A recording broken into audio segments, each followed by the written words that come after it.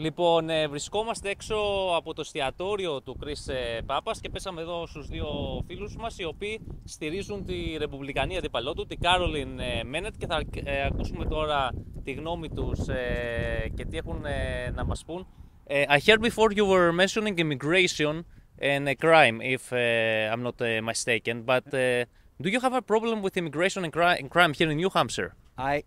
I don't have a problem with legal immigration. However, yes, the southern border has affected Manchester, New Hampshire big time. It used to be a pleasant place to live, and it's not anymore because of the drug problem. And they funnel in all of these different countries' people that don't speak the language. They don't speak each other's languages, and they can't function in downtown Manchester. You've got Iranians over here. You've got people from Bosnia over here. You've got people, they're refugees, I get it. But they dump them here and then expect our public schools to take care of them, and it's just not working. The public school system in Manchester, New Hampshire is out of control. It's bad. Our third graders can't speak English. Our eighth graders can't do math. We need to close the southern border. And what was the other question? I'm sorry. About crime. Oh, there you go. And that's what you get. When these people run out of drugs, they rob stores for money to get more drugs. I don't have statistics on New Hampshire's crime rate. New Hampshire's a pretty safe state to live in, but I know it's not as safe as it used to be. But if you let me play the role of the devil's advocate here, doesn't the United States have a responsibility when it has destabilized whole regions of the world through your foreign policy to take some refugees, because Greece and Europe, they take the lion's share of the refugees, and the number actually you have taken here, it's fairly small. I'm not so sure about that. I mean, compared to Europe at least. I would consider the 3 million illegal border crossers over the last 2.5 years to be refugees. That's what they are. They're coming from Colombia and Venezuela and Cuba. That's refugees, and we're letting them in. I mean, our border on the south, the Mexican border, it's open. It's wide open. Nobody stops them. You can watch every single night on newscasts with the drones they fly over, and there's hundreds, thousands. Now we are up to over 3 million in 2.5 years.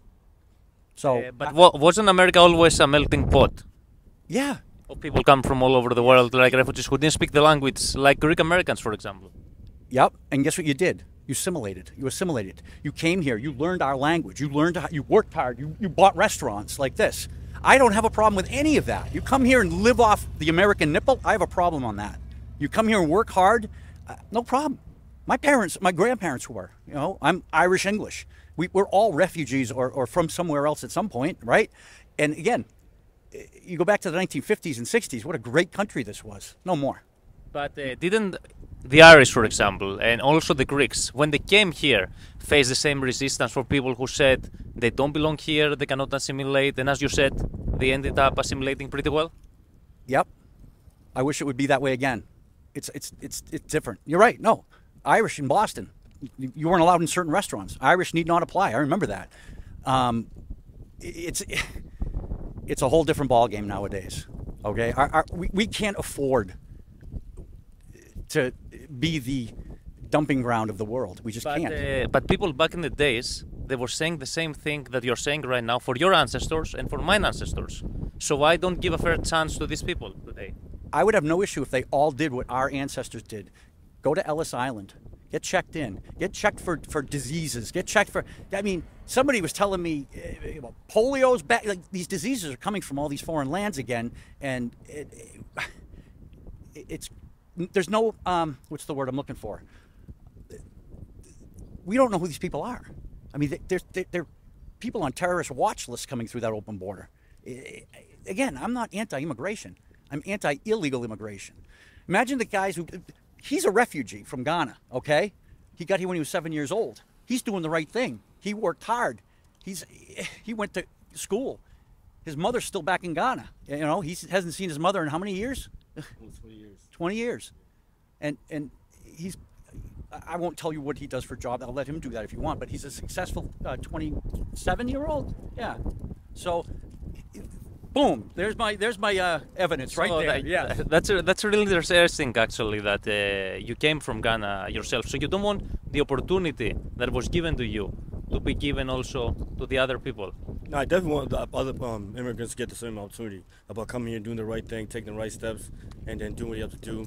You know, following the laws, following the rules, and just doing what you have to do. So I believe that everybody, if you do the right way, and you do it like the paperwork-wise, you come here, you follow you basically follow the American dream. When you come here, do what you want to do, just chase your dreams. And are you not concerned that the opponent of Chris Papa is casting down even of the legitimacy of the election? I mean, this is a slippery way to go because here America was considered a free country, that the elections always were valid. So what's your opinion about that? Now, I believe that America is like still a free country if you do the right thing. You know, you just follow the right political views, you do your right voting, and just basically follow what you believe that's good for you and your party. We heard that the Republicans, they threatened to shut down the government, and if you shut down the government, that's bad for the economy, as you know. In order to impose to slash the budget for Social Security and for Medicare, which pretty much help the most vulnerable people among us. Do you consider that socialism, Medicare and Social Security? I don't know how to really answer that. That's a Democratic talking point. Oh, They're also, your opinion, yeah. But it is, because like they keep saying he wants to take away your Medicare and Social Security. That's but actually, the Republicans said that we need to impose. Take it away. Reform it. Reform it. Well, okay. What do you mean by reform? Because the political language can be sometimes a little bit vague. What do you mean by reform? Cutting the budget? First, we got to stop stealing Social Security money and using it for other causes, because I'm 59 years old. It'll be there for me, but he's 27, and I don't think there'll be Social Security around when he reaches age 62 and a half. There's just not enough money there. It's gonna dry up. You can't keep robbing Peter to pay Paul, and that's what our federal government, both sides, mind you, both Republicans and Democrats. I am a registered independent. I am not a Republican. So it's a mess. Trump was right. It's a swamp. It's a cesspool. I'm not sure that Don Bolduc or Caroline Leavitt can change much, but guess what? We've got to change something. And are you not concerned that she casts doubt on the legitimacy of the election? I really would not want to comment on that. I'm a political activist here in New Hampshire, and I happen to know of some fraudulent cases just in New Hampshire, and I'm not going to get into them. Was the election stolen in 2020? I went to bed at 1 o'clock in the morning and Donald Trump was ahead in Pennsylvania, Michigan, Arizona, Georgia by numbers that were insurmountable. And somehow when I woke up, he lost. That's all I'll say about that. So, do you believe that tomorrow we're going to have a fair election here in New Hampshire? In New Hampshire, yes, because most of the people, I'm with a bunch of different organizations throughout New Hampshire. We've been telling all of our people to at least handwrite in one candidate. That way your vote won't go through the machine, it'll be hand counted with witnesses from both sides. So we're all doing that. So New Hampshire doesn't have issues. I'm talking about Philadelphia, Detroit, where boxes and boxes and boxes of ballots just showed up. We all know it happened, not the stealing of the election, but the fraudulent part of it. Now, did it affect the result? I don't know.